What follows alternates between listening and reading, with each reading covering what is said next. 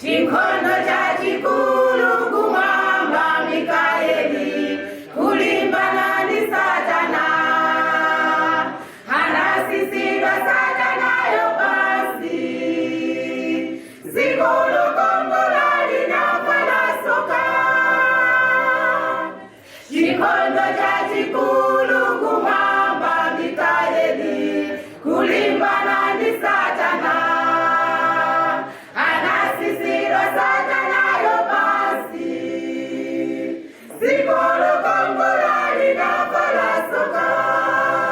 Ukala ziko la soka, ina chito za soka, alama zake za soka, kuja soti kuja ni soka. Ukala ziko la soka, ina chito za soka, alama zake za soka, kuja soti kuja ni soka. Soka sunto soka tunani nyanja woipa wasikira koweko, uzawonoka chivengele cha Mulungu, zikolo kongola linafala soka. Ukala ziko la soka, nyanyaza beso za soka, asosi age asoka, makoka age asoka, mwira soka masoka, mkuli sasa masoka, alama zake za soka, kuja soti kuja misoka.